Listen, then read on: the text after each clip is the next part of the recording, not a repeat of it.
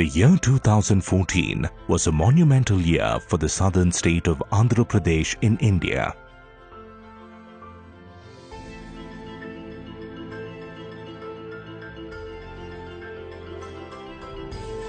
The Indian Parliament, through the AP Reorganisation Act, bifurcated the state of Andhra Pradesh. The new residuary state of Andhra Pradesh had 13 districts but no capital of its own, a huge financial deficit and wounded emotions.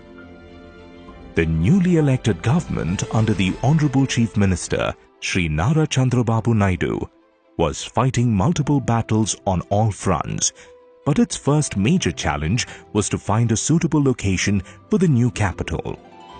ఒక vision ఉన్న వ్యక్తి, ఒక నాయకుడి vision ఉన్న వ్యక్తి అయితే result ఎట్లా ఉంటాయో ఆ రిజల్టే ఈ యొక్క క్యాపిటల్ సిటీకి చంద్రబాబు నాయుడు గారి మీద నమ్మకంతోటి. On 3rd September 2014, the Andhra Pradesh State Assembly passed a resolution to establish a greenfield capital on the banks of the river Krishna between the cities of Vijayawada and Guntur. The area for the city, which covered over 217 square kilometers and comprised of 29 villages, was chosen as it was away from the disaster zone of cyclones and floods and well connected to the entire country. It was also the very location that the Satavahanas, the first Telugu kings, had chosen as their capital over 2000 years ago. The city was aptly named Amravati, or a city that lives on forever. Every project requires land, and a lot of people are dependent on the land, and it is very difficult to value the land. There are certain land acquisition procedures are there. So there, the value of the land depends on its location, and then its valuation by the registration department and the markets. And markets generally look at the value of the land based on the usage, more particularly the current usage. So, and unless otherwise you create a futuristic value for the land, so it is very difficult to really satisfy and do justice to the farmers. So, keeping all of these issues, the government has come up with a very innovative model of land procurement that's called land pooling scheme. In this scheme, there is a paradigm shift in the approach of the government. So government said that, so I'm going to partner with the landowner, and the landowner and the government and the CRDA became the partners. In December 2014, the Andhra Pradesh Capital Region Development Authority, or APCRDA, was set up as the nodal agency to plan, coordinate, build, execute and finance the new capital city of Amravati. The next step was to acquire land for the capital city. The state did not want to undertake the tougher method of land acquisition, as it was not very popular with the general public due to various reasons like low compensation and resettlement issues. The government understood that participation of landowners in development was a time-tested tool to address the issue, but it had only been done on a small scale. The land in the new capital region was owned by innumerable farmers, and to acquire it forcibly would have been a nightmare for the newly elected government.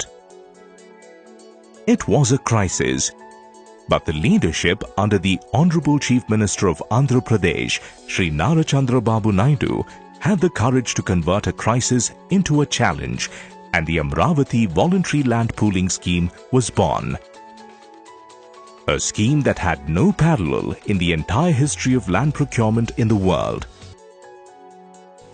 In this land pooling, the farmer is coming up with his land, and the CRDA is bringing the value to that land by creating the required infrastructure, and then getting the best of the brains from the world and giving a proper planning for the area. The broad objective of the Amravati voluntary land pooling scheme was to make the landowners and local residents partners in development of the new capital. Under this scheme, landowners would voluntarily sign ownership rights of their land over to APCRDA. The state would then develop the land by building roads, laying sewage lines and electricity connections. Once done, it would return a smaller portion of the land to the original owners. But now, since the plot had more amenities, its price would have risen to match or surpass the market value of the owner's original land holding. నా పేరు గద్దే శ్రీధరు, మా తుళ్ళూరు, అయితే నేను గుంటూరులో ఉంటాను. మా పూర్వీకుల నుంచి వచ్చిన పొలం 8 ఎకరాలు ల్యాండ్ పూలింగ్కి ఇచ్చాను. అప్పుడు ముందు పూలింగ్కి ఇవ్వకముందు 20-25 లక్షలు ఉండేది, ఇవాళ 1.5-2 కోట్ల దాకా అయింది అది పొలం. బాగా బెనిఫిట్ పొందాము దానివల్ల. The Amravati land pooling scheme turned out to be a roaring success. In just 60 days, over 28,000 farmers volunteered for this scheme and over 32,000 acres was pooled across 29 villages. But the entire process was not easy. Consultations and negotiations had been the key, and the Honorable Chief Minister led by example as he personally held extensive meetings with the farmers. He unraveled his vision of Amravati and made an appeal to the farmers to become role models and support the government in building a dream capital. In January 2015, the government issued a notification for the Amravati voluntary land pooling scheme. They established 26 land pooling units in all the villages of the capital area. The senior officer of the rank of Deputy Collector was appointed as the competent authority to head each land pooling unit. The officers worked tirelessly to bridge the aspirations of the farmers and the policies of the government. They held a series of meetings with all the stakeholders. They clarified their doubts, assisted them in undertaking the scheme, resolved disputes, worked with them in physically surveying the lands. They completely won the confidence of the farmers and all the stakeholders. As a part of compensation for land pooling, the government decided to allot returnable plots in developed layouts to farmers depending on the extent and nature of their land. For 1 acre of Jaribu of fertile land, a farmer would get a 1,000 square yard residential plot and a 450 square yards commercial plot. Similarly, a farmer pooling 1 acre of dry land would get a 1,000 square yards residential plot and a 250 square yards commercial plot in return. The government also announced that a dry land owner would get 30,000 rupees annually with a 10% yearly increment for a period of 10 years. A fertile land owner would similarly get 50,000 rupees annually with a 10% yearly increment over 10 years. The dedicated planners of APCRDA prepared over 4,975 different returnable plots to further ensure that the farmers did not face any loss on the crops that were in various stages of harvest. A one-time crop loan waiver was extended. Agriculture workers were also paid 2,500 rupees a month per family and 365 days of employment provided through the National Rural Employment Guarantee Scheme. నిరుపేద కుటుంబం, నాకు ఇటువంటి పొలం లేదండి. నాకు ప్రతి నెల 2,000 వస్తున్నాయి. ఆ నాలాంటి వాళ్ళు ఈ ఊళ్ళో 1,700 మంది ఉన్నారు. వీళ్ళందరూ కూడా ప్రతి నెల 2,000 రావడం, ప్రతి నెల 2,000 ఇస్తున్నారు. This entire process was complex but never a burden for APCRDA, as it always believed in the farmers' happiness.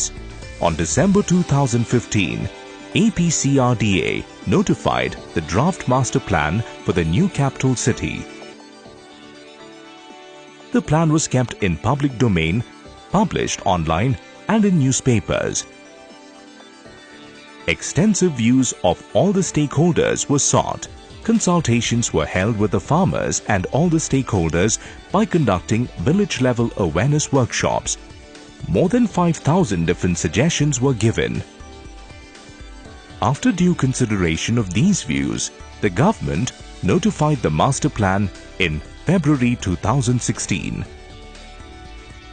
During the same period, draft layout plans showcasing the residential and commercial plots were prepared and put on display in every village.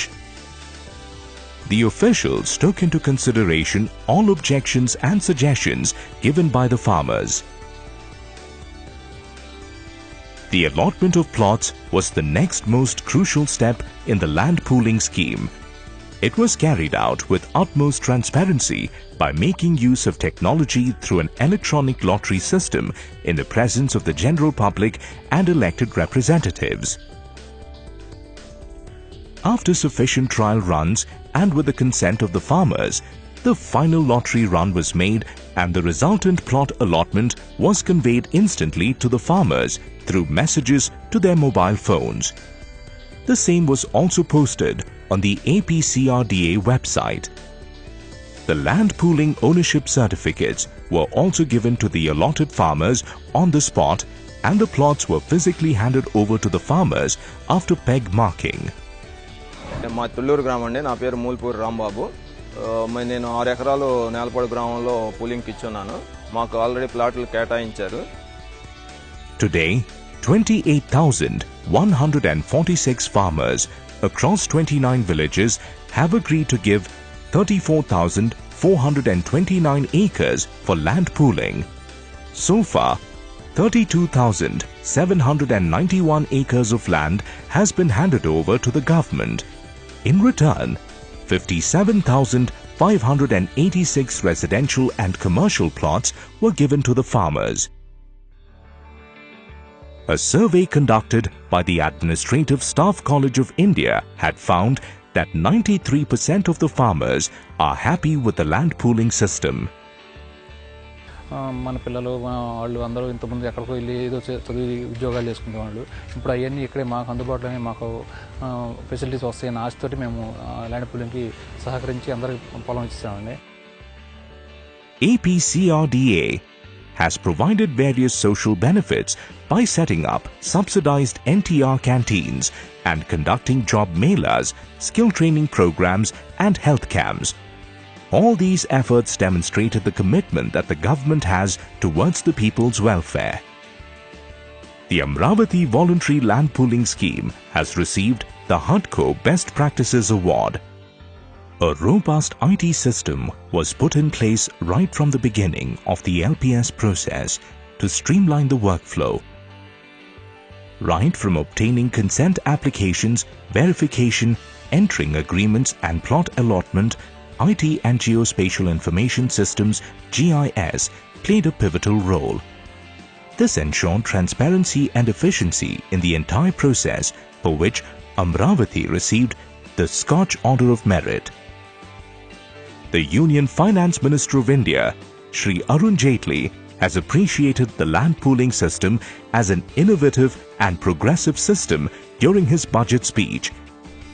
The new state capital for the state of Andhra Pradesh is being constructed by an innovative land pooling mechanism without use of the Land Acquisition Act.